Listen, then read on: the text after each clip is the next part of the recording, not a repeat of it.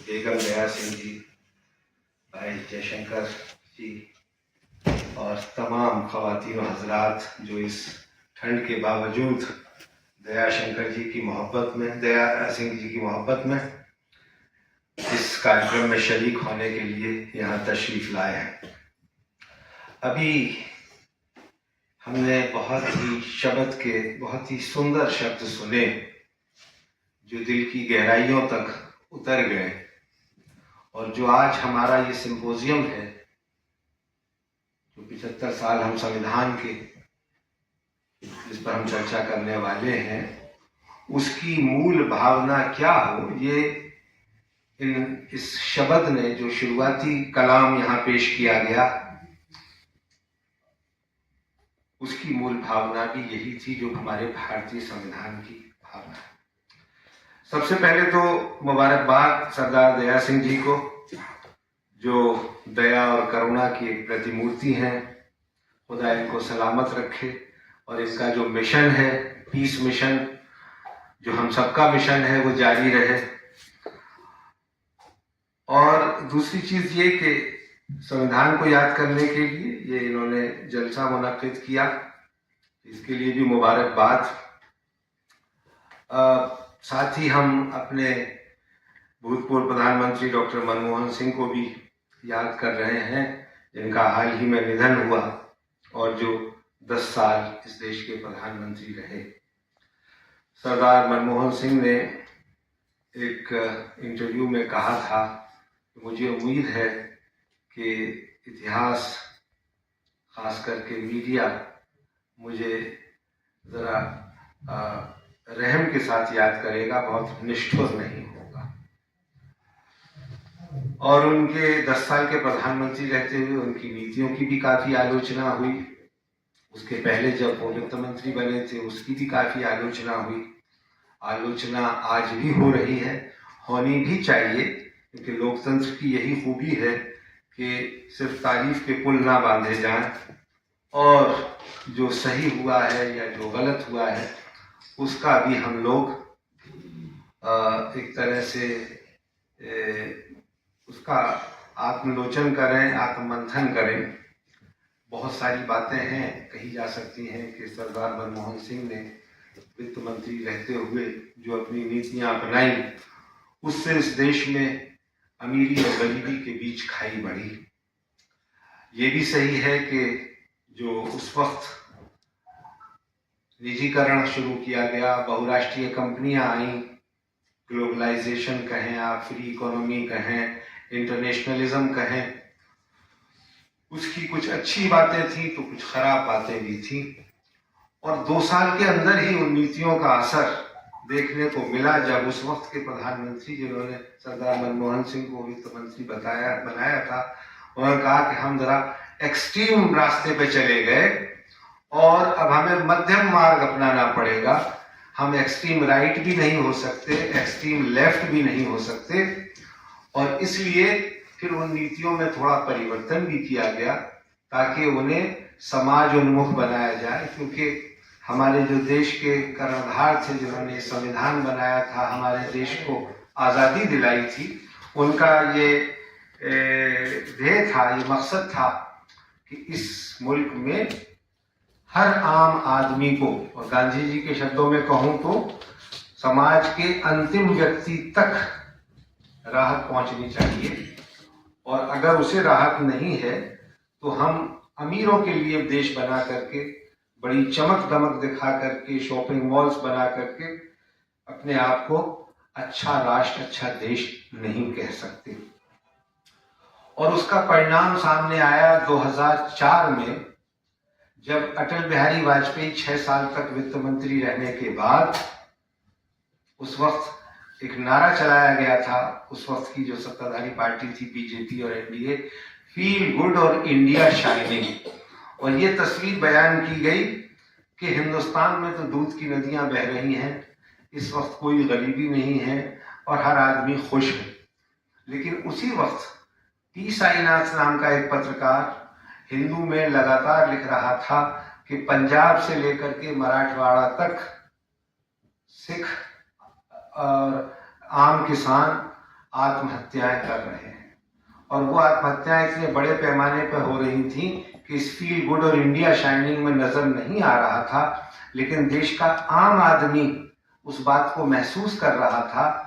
और जबकि सारा मीडिया ये कह रहा था कि अटल बिहारी वाजपेयी दोबारा से सत्ता में आने वाले हैं क्योंकि उनका कोई विकल्प नहीं है और सब कुछ अच्छा हो रहा है, उसी वक्त वाजपेयी जी को इस देश के मतदाताओं ने झटका दिया कि उनको सत्ता से हटा दिया और फिर मनमोहन सिंह प्रधानमंत्री बने। उनको कुछ लोग एक्सीडेंटल प्राइम मिनिस्टर कहते हैं, कुछ लोग कुछ दूसरे कारण बताते हैं, लेकिन ये कि उस वक्त का जो यूनाइटेड यूपीए बना, यूनाइटेड प्रोग्रेसिव अलायंस, जिसमें वामपंथी दल भी शामिल थे, कई समाजवादी दल भी शामिल थे, और उसका एक कॉमन मिनिमम प्रोग्राम बना और मनमोहन सिंह जी की मर्जी के खिलाफ उसकी नीतियां बनाई गई कि आम आदमी को राहत कैसे मिले।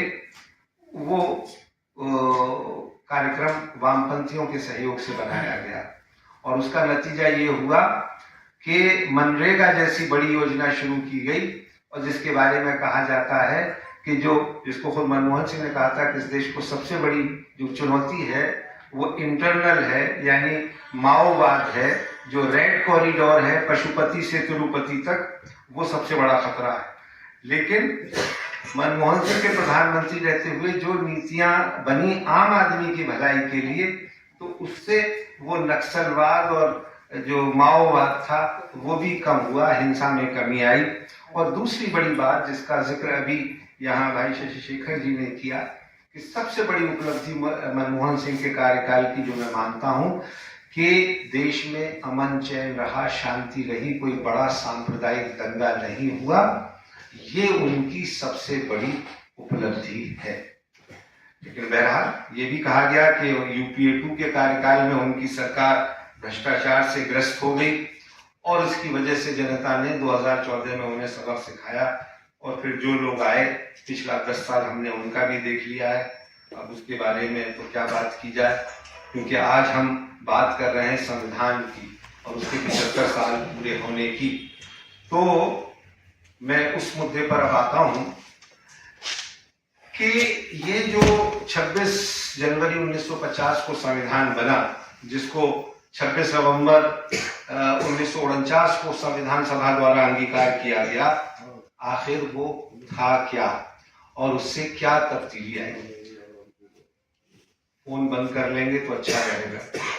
तो दोस्तों, हम लोगों का जो 5000 साल का ज्ञात इतिहास है उसमें ये सब जानते हैं कि हमारे जाति व्यवस्था थी और जिसको मनुस्मृति ने कोडिफाई किया था और कहा था कि ब्राह्मण, क्षत्रिय, वैश्य और दलित, वो 4 वर्ग होंगे और उसी के हिसाब से चलता था। चाहे पिछले 1000 साल में कोई सरकारें रही हों, कोई हुकूमतें रही हों, चाहे वो मुगल रहे हों, पठान रहे हों, सैयद रहे हों, गुलाम रहे हों, तुगलक रहे हों, जाति व्यवस्था और चाहे अंग्रेज रहे हों, पूरी मजबूत थी। छुआछूत होती थी, आज भी मौजूद है, लेकिन संविधान के बनने से इसका जो सबसे बड़ा काम हुआ है वो ये है कि 735 बरस पहले इंग्लैंड में मैग्ना कार्टा नाम का एक दस्तावेज आया था। ये अंग्रेजी सम्राट जो था उस वक्त का, उसको मजबूर किया गया था कि नागरिक अधिकारों की गारंटी होनी चाहिए और किसी भी आदमी को अमीर, गरीब या बादशाह या आम आदमी, उसमें फर्क होना चाहिए और जो राजा की शक्तियां हैं उनका दुरुपयोग ना हो, वो मनमानी ना करे और एक सिस्टम के तहत काम चले। ये 750 बरस पहले। लेकिन डॉक्टर अंबेडकर ने 75 बरस पहले जो हमें एक नया संविधान बना के दिया, उसमें एक झटके से, यानी जिस दिन उस पर दस्तखत हो गए संविधान सभा के सदस्यों के और अध्यक्ष के और वो लागू हो गया 26 जनवरी 1950 को, तो सब जो 5000 साल पुरानी परंपराएं थी, गुलामी थी, छुआछूत थी, अस्पृश्यता थी, उसको अपराध घोषित किया गया और ये कहा गया कि इस देश में हर नागरिक चाहे वो किसी भी जाति, धर्म या भाषा का बोलने वाला हो, संप्रदाय का हो, उस सब के अधिकार बराबर होंगे। कोई ऊंचा कोई नीचा नहीं है, कोई बड़ा या छोटा नहीं है। अमीर गरीब के नाम पे शहरियत या नागरिकता तय नहीं की जाएगी। शहरियत नागरिकता इससे तय की जाएगी कि जो भी भारत में पैदा हुआ है वो भारत का नागरिक है और उसके सारे अधिकार बराबर दिए जाएंगे। और इसके लिए संविधान सभा जो बनी 46 से लेकर के 49 तक 2.5-3 साल जिस पर बहस हुई, बड़ी लंबी बहसें हुई, उसके बाद इस संविधान को पारित किया गया। और उस वक्त जो इसके निर्माणकर्ता थे डॉक्टर अंबेडकर, उनका जो भाषण था 25 नवंबर 1949 को संविधान सभा में, उसके कुछ हिस्से मैं आप लोगों को सुनाना चाहूंगा जो बड़े अहम हैं। उन्होंने संविधान की आलोचना जो करने वाला ही उस संविधान के पक्ष में नहीं था, बल्कि उसको पूरी तरह से गालियां दी गईं। और जो राष्ट्रीय स्वयंसेवक संघ जो इस साल अपने 100 साल मनाने जा रहा है, उसने कहा कि साहब ये तो हमारे इस महान देश के साथ में बहुत ही गलत काम हुआ है कि ये संविधान बना दिया गया जिसमें हर आदमी को बराबरी का अधिकार दे दिया गया, क्योंकि ये तो संभव नहीं है। लेकिन कुछ और लोग भी थे जो उस संविधान की आलोचना कर रहे थे। उस वक्त के जो प्रमुख सोशलिस्ट नेता थे, समाजवादी, उन्होंने भी संविधान सभा का बहिष्कार किया और कहा कि ये एडल्ट फ्रेंचाइज पर चुनी हुई सभा नहीं है, इसलिए इसको संविधान बनाने का अधिकार नहीं है। हालांकि उन्हें जल्दी अपनी गलती का एहसास हुआ और फिर उन्होंने कहा भी कि हमें इस संविधान सभा में शामिल होना, लेकिन फिर पंडित नेहरू ने कहा कि आप लोगों ने बहुत देर कर दी और अब जगह नहीं है भाषण। वामपंथी जो कम्युनिस्ट हैं, उन्होंने भी उस संविधान का विरोध किया। उन्होंने तो उससे पहले जो भारत छोड़ो आंदोलन हुआ था उसका भी विरोध किया था, और जो नया संविधान बना उसको कहा कि ये अंग्रेजी साम्राज्यवाद का एक मोहरा है और इससे जो है, और ये आजादी भी झूठी है और इस संविधान से कुछ होने जाने वाला नहीं है। लेकिन वो सारे लोग जो संविधान का विरोध कर रहे थे, बहिष्कार कर रहे थे, उनको 1-1.5 साल के अंदर ही इस संविधान की महत्ता, महानता समझ में आ गई और उसी संविधान की शपथ लेकर 1951 में जो पहला आम चुनाव हुआ, उन लोगों ने चुनाव लड़े और संसदीय लोकतंत्र में अपना विश्वास जाहिर किया। डॉक्टर अंबेडकर ने कहा कि संविधान का जितना बचाव किया जा सकता था मेरे मित्र सर अलादी कृष्णस्वामी अय्यर और टीटी कृष्णाचारी ने कर दिया है, इसलिए मैं संविधान के गुणों पर चर्चा नहीं करूंगा, क्योंकि मेरा मानना है कि संविधान कितना भी अच्छा, अब ये बहुत अहम बात है जो उन्होंने कही उस दिन अपने आखिरी भाषण में, कि संविधान कितना भी अच्छा क्यों ना हो, ये निश्चित रूप से बुरा ही होगा अगर इसे लागू करने वाले लोग बुरे होते हैं। संविधान कितना भी अच्छा क्यों ना हो, ये अच्छा ही हो सकता है यदि इसे लागू करने वाले लोग अच्छे होंगे। संविधान का काम करना पूरी तरह संविधान की प्रकृति पर निर्भर करता है। संविधान केवल राज्य के अंगों जैसे विधानमंडल, कार्यपालिका और न्यायपालिका को ही प्रदान कर सकता है। राज्य के उन अंगों का काम करना जिन कारकों पर यह निर्भर करता है वे हैं जनता और राजनीतिक दल, जिन्हें अपनी इच्छाओं और अपनी राजनीति को पूरा करने के लिए अपने साधन के रूप में इसे स्थापित करना होगा। कौन कह सकता है कि भारत के लोग और उनके उद्देश्य क्या है, या वे उन्हें प्राप्त करने के लिए क्रांतिकारी तरीकों को पसंद नहीं करेंगे। यदि वे क्रांतिकारी तरीकों को अपनाते हैं तो संविधान कितना भी अच्छा क्यों ना हो, ये कहने के लिए किसी भविष्यवक्ता की आवश्यकता नहीं है कि ये विफल हो जाएगा। इसलिए संविधान पर कोई भी निर्णय देना व्यर्थ है बिना इस बात पर ध्यान दिए कि जनता और उनकी पार्टियां इसमें क्या भूमिका निभाएंगी। फिर वो कहते हैं कि संविधान की निंदा मुख्य रूप से 2 पक्षों से होती है, कम्युनिस्ट पार्टी और सोशलिस्ट पार्टी। वे संविधान की निंदा क्यों करते हैं? क्या इसलिए कि ये वास्तव में एक बुरा संविधान है? मैं ये कहने की हिम्मत करता हूं कि नहीं। कम्युनिस्ट पार्टी सर्वहारा वर्ग की तानाशाही के सिद्धांत पर आधारित संविधान चाहती है। वे संविधान की निंदा करते हैं क्योंकि ये संसदीय लोकतंत्र पर आधारित है। समाजवादी 2 चीजें चाहते हैं। पहली चीज तो ये कि अगर वे सत्ता में आते हैं तो संविधान उन्हें बिना किसी मुआवजे के सभी निजी संपत्तियों का राष्ट्रीयकरण करने या समाजीकरण करने की स्वतंत्रता दे दे। दूसरी चीज जो समाजवादी चाहते हैं वो ये कि संविधान में वर्णित मौलिक अधिकार निरपेक्ष और बिना किसी सीमा के होने चाहिए, ताकि अगर उनकी पार्टी सत्ता में आने में विफल हो जाती है तो भी उन्हें न केवल आलोचना करने की बल्कि राज्य को उखाड़ फेंकने की भी पूरी आजादी होनी चाहिए। फिर आगे वो कहते हैं, क्या इतिहास खुद को दोहराएगा? यही विचार मुझे चिंता से भर देता है। ये चिंता इस तथ्य के एहसास से और भी बढ़ जाती है कि जाति और धर्म के रूप में हमारे पुराने शत्रुओं के अलावा हमारे पास कई राजनीतिक दल होंगे जिनके राजनीतिक धर्म अलग अलग और विरोधी होंगे। क्या भारतीय देश को अपने धर्म से ऊपर रख पाएंगे या धर्म को देश से ऊपर रखेंगे? मैं नहीं जानता, लेकिन इतना तो तय है कि अगर दल धर्म को देश से ऊपर रखेंगे तो हमारी स्वतंत्रता दूसरी बार खतरे में पड़ जाएगी और शायद हमेशा के लिए हम इसे खो देंगे। इस संभावना से हम सभी को दृढ़ता से बचना चाहिए। हमें अपने खून की आखिरी बूंद तक अपनी स्वतंत्रता की रक्षा करने का दृढ़ संकल्प लेना चाहिए।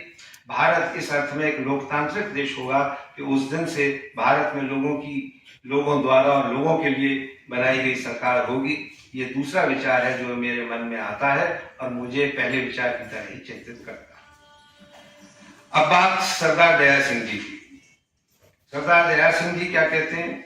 वो ये कहते हैं कि साहब, ये संविधान जो है ये अल्पसंख्यकों खासकर मुसलमानों और सिखों के साथ न्याय नहीं कर पाया और इसलिए वो अपनी ये जो किताब है आईना, इसमें वो सरदार हुकुम सिंह और सरदार भूपेंद्र सिंह मान का उल्लेख करते हैं जो संविधान सभा के सदस्य थे और जिन्होंने ये कहते हुए संविधान सभा का बहिष्कार किया कि ये अल्पसंख्यकों खासकर सिखों को उनके अधिकार देने में विफल रहा है। दयाल सिंह जी, मैंने कहा कि बहुत सारी कमियां हैं भारतीय संविधान में और वो रहेंगी और 100 से ज्यादा बार उसमें संशोधन भी हो चुका है, लेकिन आज भी पूरी दुनिया में ये माना जाता है कि मानवाधिकारों की रक्षा का इससे बेहतर दस्तावेज कोई और दूसरा हो नहीं सकता। और कौन लोग संविधान का विरोध करते हैं? संविधान का विरोध वो लोग करते हैं जो फाशिस्ट हैं, जो फांसीवाद में यकीन रखते हैं और जो जानते हैं कि अगर इस संविधान को लागू किया तो हर नागरिक को बराबर के अधिकार दिए जाएंगे, फिर हिंदुत्व की राजनीति खत्म हो जाएगी, फिर हिंदुत्व के नाम पर जो ये ब्लेटेंट मेजोरिटेरियन कम्युनल एजेंडा चलाया जा रहा है वो खत्म हो जाएगा। अभी क्या हुआ पिछले लोकसभा चुनाव में? यही कि उत्तर प्रदेश में खास करके राजनीतिक दल जो विपक्षी पार्टियां थी वो ये नैरेटिव बनाने में कामयाब रहे कि ये लोग सत्ता में आए तो ये संविधान बदल देंगे, उसे खत्म कर देंगे। और उसके वाजिब कारण थे, क्योंकि उनके कई नेता जब ये कह रहे थे कि हम जब 400 पार आ जाएंगे तो हम इस संविधान को बदल देंगे।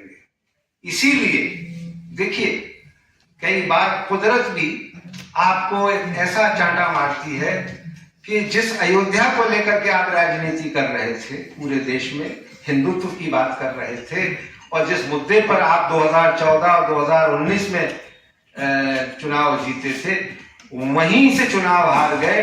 और वहीं नहीं हारे बल्कि पूरे अयोध्या मंडल में जो 8-10 सीटें हैं वहां बीजेपी बुरी तरह से हारी है।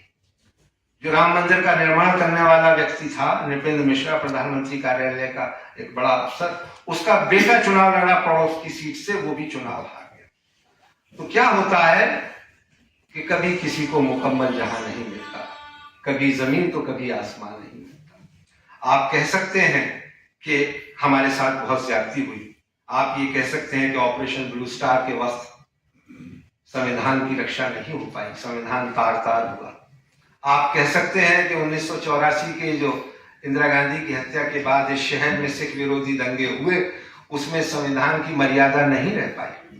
आपने अपनी किताब में और अपने लेखों में सही लिखा है कि 2002 में जब गुजरात में मुसलमानों का कत्लेआम हुआ तो संविधान की रक्षा नहीं हो पाई। खुद उस वक्त के प्रधानमंत्री अटल बिहारी वाजपेयी ने कहा कि नरेंद्र मोदी मुख्यमंत्री राजधर्म का पालन करने में विफल रहे, सार्वजनिक रूप से कहा।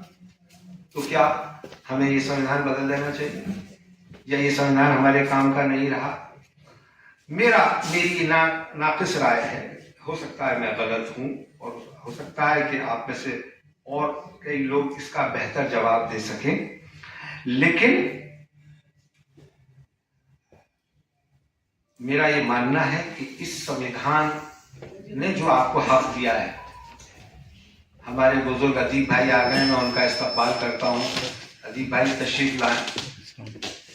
अदीब भाई मेंबर पार्लियामेंट रहे हैं और अपनी जिंदगी में भी और उसके बाद संसद में भी और संसद के बाहर भी इन्होंने इस संविधान की रक्षा करने के लिए बड़ी कुर्बानियां दी हैं, जिस पर आज हम बात कर रहे हैं। तो आपका खैर मकदम है, स्वागत है। मैं ये अर्ज कर रहा हूं कि बहुत सारी चीजें आप निकाल सकते हैं और जो हैं, और आपकी इत्तला के लिए जिसका जिक्र आपने अपनी इस किताब में नहीं किया, एक लड़ाई जो हम सुप्रीम कोर्ट में लड़ रहे हैं कि ये संविधान जो डॉक्टर अंबेडकर का बनाया हुआ संविधान है, ये शेड्यूल कास्ट और शेड्यूल ट्राइब्स को आरक्षण देने की बात करता है, लेकिन ये 1990 तक सिर्फ हिंदू शेड्यूल कास्ट और शेड्यूल ट्राइब्स को आरक्षण देने की बात करता था। 1990 में जब वीपी सिंह प्रधानमंत्री हुए, जिनके प्रधानमंत्री काल में डॉक्टर अंबेडकर को भारत रत्न दिया गया, जो बहुत पहले दे दिया जाना चाहिए था, उन्होंने जो सिख शेड्यूल कास्ट हैं, जिन्हें आप लोग शायद मजहबी सिख कहते हैं, और जो बौद्ध सिख हैं, बौद्ध हरिजन हैं, दलित हैं, उनको आरक्षण देने का काम किया। लेकिन आज भी जो शेड्यूल कास्ट मुसलमान और शेड्यूल कास्ट ईसाई और शायद दूसरे भी संप्रदायों में हो सकते हैं, क्योंकि अल्पसंख्यक, माफ कीजिएगा, मुसलमान और सिख ही नहीं है इस देश में। मुसलमानों के बाद दूसरा नंबर ईसाइयों का है और फिर सिखाते हैं, और उसके बाद बौद्ध भी हैं, जैन भी हैं, पारसी भी हैं। ये तो मजहबी अल्पसंख्यक है, और फिर पता नहीं कितने इस देश में भाषाई अल्पसंख्यक हैं। हर राज्य में अलग भाषा बोलने वाले लोग हैं। तो क्या उन सबके साथ भी हम इंसाफ कर पाए हैं पिछले 75 सालों में? ये भी सोचने की बात है। तो मैं ये अर्ज कर रहा था कि चूंकि दलित मुसलमानों को और दलित ईसाइयों को आरक्षण का लाभ नहीं मिल रहा है, यानी बिहार में पाखाना साफ करने वाला लाल बेगी और हलाल खोर मुसलमान, उसमें क्या कसूर है कि उसको शेड्यूल कास्ट नहीं माना जाता? वो शेड्यूल कास्ट है, लेकिन तो वो जो आर्टिकल 351 है उसके खिलाफ सुप्रीम कोर्ट में अपील चल रही है। लेकिन क्या जो हमारी सेक्युलर सरकार थी, कांग्रेस पार्टी की यूपीए सरकार, कपिल सिब्बल जिसके कानून मंत्री थे, उन्होंने भी सुप्रीम कोर्ट में यह हलफनामा दिया कि साहब ये लोग जो हैं, यानी दलित मुसलमान और दलित ईसाई, ये देशी नहीं है, यानी ये दूसरे धर्म के मानने वाले, विदेशी धर्म के मानने वाले, इनका धर्म यहाँ भारत में पैदा नहीं हुआ, तो हम आरक्षण सिर्फ उसी धर्म के लोगों को दे सकते हैं जो भारत में पैदा हुआ। तो यहाँ जाति व्यवस्था में भी आपने भेद कर दिया। यानी मैं अगर दलित पैदा हुआ हूं और मुसलमान हूं, तो इसमें मेरा क्या कसूर है? भाई मुसलमान होना मेरा कसूर हो गया? मैं तो उसी 5000 साल की बीमारी का मारा हुआ हूं जिसने जाति के नाम पे। और मुझे यहाँ ये कहते हुए अदीब भाई मुझे माफ करेंगे कि मुसलमानों में भी जाति प्रथा कोई कम नहीं। शेख सैयद मुगल पठान और धना जुलाहा मनिहार, आज भी उनकी मस्जिदें अलग हैं, कब्रिस्तान अलग हैं। मेरे अपने गांव में आजादी के 75 साल बाद और संविधान लागू होने के 75 साल बाद उन मुसलमानों को जो बैकवर्ड हैं उस मस्जिद में की पहली सफ में नमाज पढ़ने की इजाजत नहीं है, जो इस्लाम बराबरी की बात करता है, मसावात की बात करता है। हर तो इतनी बड़ी जाति व्यवस्था की बीमारी थी, क्योंकि 5000 साल पुरानी बीमारी। भाई धर्म तो 2500 साल पहले बौद्ध धर्म पैदा हुआ, किस गांव के हैं? 2000 साल पहले ईसाई धर्म पैदा हुआ, 1450-1500 बरस पहले इस्लाम धर्म पैदा हुआ, 500 बरस पहले सिख धर्म पैदा हुआ। तो ये सोसाइटी और ये समाज तो पिछले 5000 साल से चल रहा है ना। बुद्ध ने क्यों बगावत की थी? हिंदू धर्म में सनातन धर्म था जो के साथ जाति व्यवस्था है, बराबरी नहीं है, और इसलिए उन्होंने बुद्ध धर्म जो कि अफगानिस्तान से लेकर के चला गया थाईलैंड तक, और आप अपने देश में तो बचा नहीं, लेकिन अभी साउथ ईस्ट एशिया के देशों में और जापान और चीन में है। तो मैं ये आपसे अर्ज कर रहा था कि जब आप ये बात करते हैं कि ये संविधान आपके साथ इंसाफ नहीं कर पाया, तो मैं कुछ हद तक तो आपकी इस बात से सहमत हूं, लेकिन पूरी तरह से इसलिए सहमत नहीं हूं कि यही संविधान मुझे इस बात की इजाजत देता है कि इस सरकार की नाक के नीचे दिल्ली में प्रेस क्लब ऑफ इंडिया में खड़े होकर के मैं इस सरकार के खिलाफ भी बात कर सकता हूं, इस संविधान की आलोचना भी कर सकता हूं, इसमें जो कमियां हैं उनको सुप्रीम कोर्ट में चैलेंज भी कर सकता हूं, और फिर भी मैं हिंदुस्तानी रह सकता हूं। लेकिन सबसे बड़ी खतरनाक बात क्या है? सबसे बड़ी खतरनाक बात यह है कि जब इसी मुल्क में, जो मेरा अपना मुल्क है और जो मुझे बहुत अजीज है, और मुझे दुनिया की कोई नागरिकता दी जाए, अमेरिका, ब्रिटेन, कनाडा, ऑस्ट्रेलिया, मैं कभी भी हिंदुस्तान छोड़ना नहीं चाहूंगा, क्योंकि इससे मुझे मोहब्बत है। मगर जब इसी मुल्क में मुझे दूसरे नंबर का शहरी करके बताया जाता है और कहा जाता है कि तुम्हारा इस देश में कोई हिस्सा नहीं है, तब मुझे बहुत तकलीफ और अफसोस होती है, अफसोस होता है। और फिर मैं सोचता हूं कि क्या मेरे बुजुर्गों ने पाकिस्तान न जाके कोई गलती की, और अगर शायद वो उस वक्त चले गए होते तो क्या कुछ बेहतरी हुई होती? नहीं, बेहतरी वहां भी नहीं हुई, क्योंकि वो मुल्क भी जो नफरत की बुनियाद पर बनाया गया, जो एक मजहब के नाम पे बनाया गया, एक किताब के नाम पे बनाया गया, उसे टूटने में और तबाह होने में 25 साल नहीं लगे। क्यों? क्योंकि बराबरी का कंसेप्ट नहीं था वहां। वो बंगालियों को, मुसलमान तो छोड़िए, इंसान ही नहीं समझता था। इसलिए बांग्लादेश का निर्माण क्यों हुआ? क्यों टू नेशन थ्योरी खत्म हो गई? मौलाना आजाद ने सन 46 में चट्टान मैगजीन को दिए एक इंटरव्यू में सुरेश कश्मीरी से कहा था कि ये मजहबी जुनून इस वक्त जो मुसलमान के सर पे नाच रहा है, क्योंकि जब पाकिस्तान का आंदोलन चल रहा था तो उस वक्त नारा लगता था, पाकिस्तान का मतलब क्या, ला इलाहा इल्लल्लाह, मुसलमान है तो मुस्लिम लीग में आ, जो मुस्लिम लीग में नहीं वो मुसलमान नहीं। वही पाकिस्तान 25 साल नहीं लगे उसको टूटने में, दो टुकड़े हो गया, क्योंकि बंगाली ने कहा कि नहीं, मेजॉरिटी तो हमारी है, शेख मुजीबुर रहमान को प्राइम मिनिस्टर बनना होगा, लेकिन शेख मुजीबुर रहमान को तो जेल में डाल दिया गया और जुल्फिकार अली भुट्टो बन गए प्रधानमंत्री। इसलिए बांग्लादेश बना।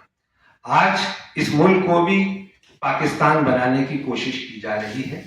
मैं इसी पे अपनी बात खत्म करूंगा, क्योंकि और भी कई लोगों को बोलना है कि जब नागरिकता कानून आया तो उसका मकसद क्या था कि मुसलमानों को छोड़ करके अफगानिस्तान, पाकिस्तान, बांग्लादेश से जो भी हिंदू, सिख, बौद्ध या और भी किसी धर्म के मानने वाले आएंगे उनको तो नागरिकता दी जाएगी, लेकिन अगर कोई मुसलमान चाहे प्रताड़ित होकर के भी आए, चाहे वो अहमदी ही क्यों ना हो, उसको भी नागरिकता नहीं दी जाएगी। अहमदी इसलिए मैंने कहा कि उनको पाकिस्तान में मुसलमान नहीं माना जाता। तो ये सीए, एनआरसी कानून, इसका विरोध क्यों हुआ? शाहीन बाग से लेकर के 150 जगह मुसलमान औरतों ने, उनमें कोई मर्द शामिल नहीं था, औरतों ने प्रोटेस्ट किए और ये कहा कि इस मुल्क का संविधान हमें इस बात की इजाजत देता है कि हम इस देश के बराबर के नागरिक हैं, और इसलिए किसी सरकार को, किसी पार्टी की आइडियोलॉजी को या किसी इंडिविजुअल को यह हक हासिल नहीं हो जाता कि जो हमें संविधान मिला है उसको, उसके तहत आप हमें नंबर 2 का शहरी बना दो। और कैसे बना दिया? 2024 के इलेक्शन से पहले तक बीजेपी के पार्लियामेंट में 300 लोग लोकसभा में थे और 100 राज्यसभा में।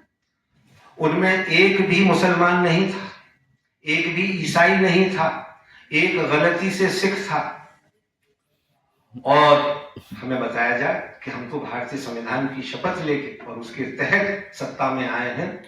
एक टीवी डिबेट में एक एंकर ने मुझसे सवाल किया कि आप इसे कैसे गलत साबित कर सकते हैं? मैंने कहा मैं इसलिए कर सकता हूं कि इसको पार्टिसिपेटरी डेमोक्रेसी नहीं कह सकते, इसको इंक्लूसिव डेमोक्रेसी नहीं कह सकते, अगर 20% अवाम इस मुल्क की आपकी पार्टी में हिस्सेदार नहीं है या आपकी सरकार में हिस्सेदार नहीं है। एक मैसेज देने की आपने कोशिश की कि हम अपनी कैबिनेट में किसी मुसलमान को नहीं रखेंगे। बहुत मुबारक हो आपको, मत रखिए, क्योंकि आपने तो हमेशा हिंदी, हिंदू, हिंदुस्तान की बात कही है और मुल्ला जाए पाकिस्तान के नारे लगवाए हैं, और आज उसी नफरत की आप फसल बो रहे हैं, और उसी नफरत का नतीजा है कि आपने गली गली, मोहल्ले मोहल्ले पड़ोसी को बांट दिया जो एक दूसरे के दुख दर्द में शामिल होते थे, क्योंकि आपका मकसद ये है कि हम तो सिर्फ हिंदू वोट बैंक के नाम पे राजनीति करेंगे, बाकी लोग जाए भाड़ में। और मैं यहां फिर दोबारा इसको अंडरलाइन कर दूं कि 1947 में पाकिस्तान बन जाने के बावजूद ये मुल्क अगर हिंदू राष्ट्र नहीं बना, ऐसा नहीं था कि महात्मा गांधी, सरदार वल्लभ भाई पटेल, डॉक्टर राजेंद्र प्रसाद, गोविंद बल्लभ पंत कोई कम हिंदू थे। जवाहरलाल नेहरू और मौलाना आजाद का नाम नहीं ले रहा हूं, लेकिन उन्होंने तय किया कि इस मुल्क को एक रहने की अगर कोई शर्त हो सकती है तो वो वही वायदा है जो हमने इस मुल्क की आवाम से किया था, जो सन 1920 से लेकर के 47 तक ऑल इंडिया कांग्रेस कमेटी के जितने इजलास हुए, उसके जो प्रस्ताव हैं, डॉक्टर अंबेडकर ने जो संविधान बनाया है उसमें उन सारे प्रस्तावों को रखा गया। 1931 का कराची कांग्रेस का रेजोल्यूशन जो फंडामेंटल राइट्स की बात करता है, जो इकोनॉमिक इक्वलिटी की बात करता है, जो पॉलिटिकल इक्वलिटी की बात करता है, वो बैकबोन है।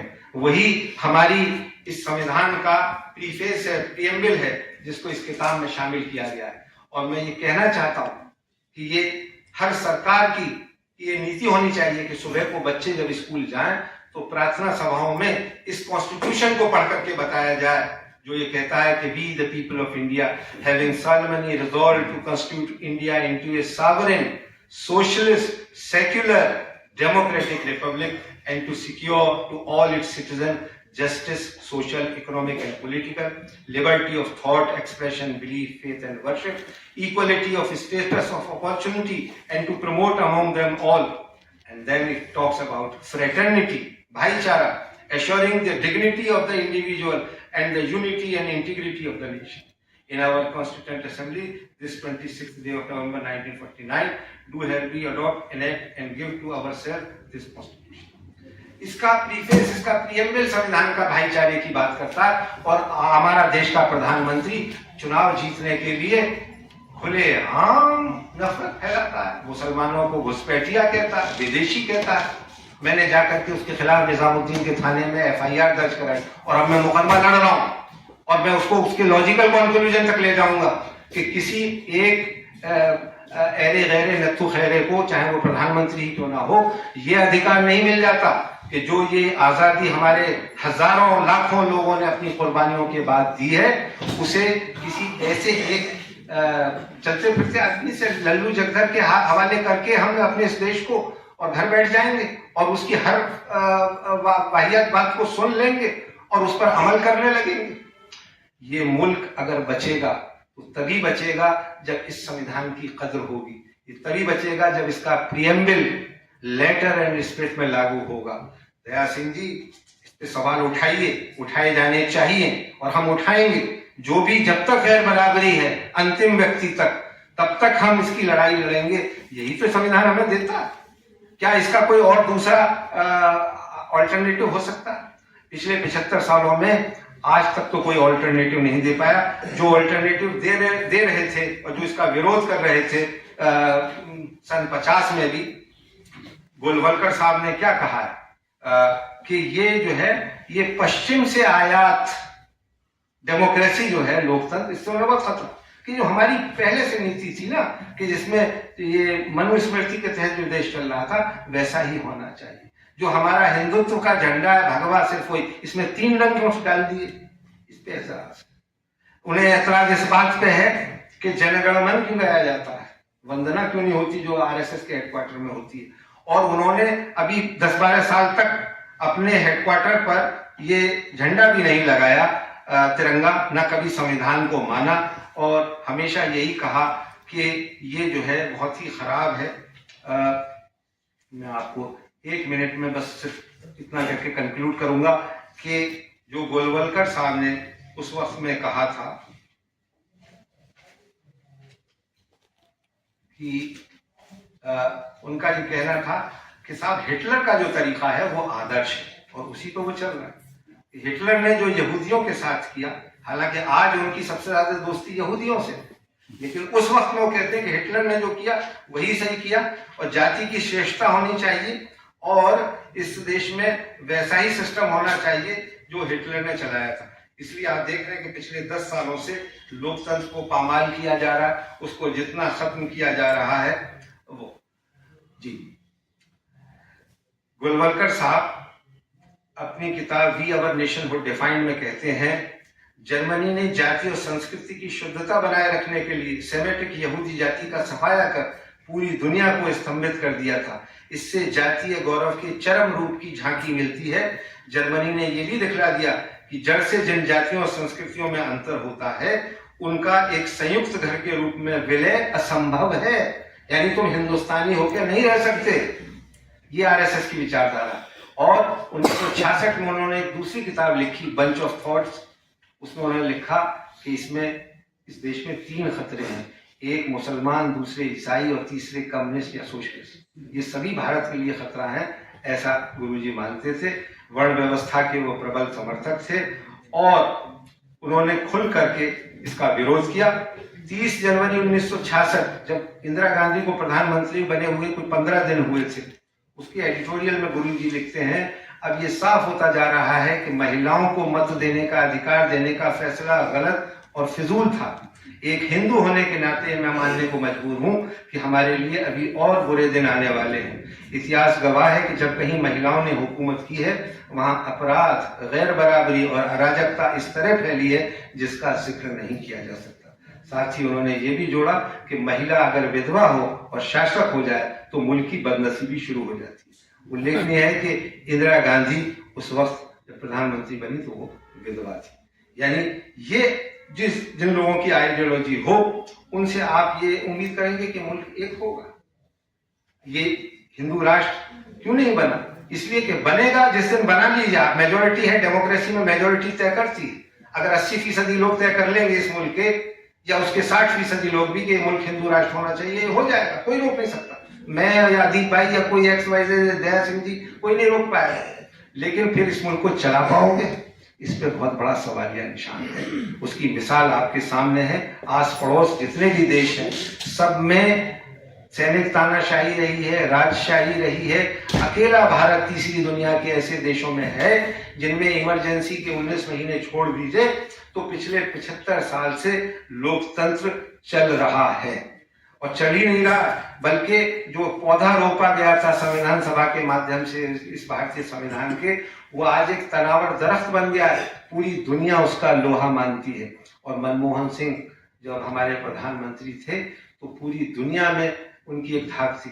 उन्हें तो सिख होने के नाते, कितने इस देश में सिख हैं, प्रधानमंत्री क्या, उन्हें तो सांसद बनने के भी लाले पड़ गए। वो पढ़ ही गए थे नई दिल्ली से, जब लोकसभा चुनाव लड़े तो हरा दिया गया, लेकिन वो इस देश के प्रधानमंत्री बने। उस समय मैं लंदन में था, BBC में काम करता था, तो वहां विदेशी अंग्रेज खास करके मुझसे सवाल करते थे, यार what kind of country this India. मैंने कहा क्यों, क्या हुआ? कि इसमें इस देश का प्रधानमंत्री एक सिख है, राष्ट्रपति एक मुसलमान है और उसको चलाने वाली सरकार को UPA चेयरपर्सन सोनिया गांधी एक ईसाई है। ऐसा भी संभव है, ऐसा भी होता है। पाकिस्तानियों को यकीन नहीं होता था कि ऐसे भी देश चलता है। क्या वाजपेयी जी को अब गद्दी छोड़ के जाना पड़ेगा? मैंने कहा हमारे यहाँ तो जाना ही पड़ता है, पाकिस्तान में शायद न जाना पड़ता। तो बहुत बहुत शुक्रिया, आप लोगों ने मेरी बात सुनी। मैं माफी चाहता हूं अगर मेरी बात से किसी को दिल आजारी हुई हो, कोई तकलीफ पहुंची हो, लेकिन दया सिंह जी को मुबारकबाद दीजिए कि जिन्होंने जो झंडा उठा रखा है ये जारी रहे। ये हर मौसम में बारिश की, ठंड की, गर्मी की परवाह किए बिना जो बात इनको कहनी होती है और जो इनका पीस मिशन है उसको लेके कश्मीर से कन्याकुमारी और कच्छ से कोहिमा तक जिहाद छेड़े रहते हैं। बहुत बहुत मुबारक दया सिंह जी, बहुत बहुत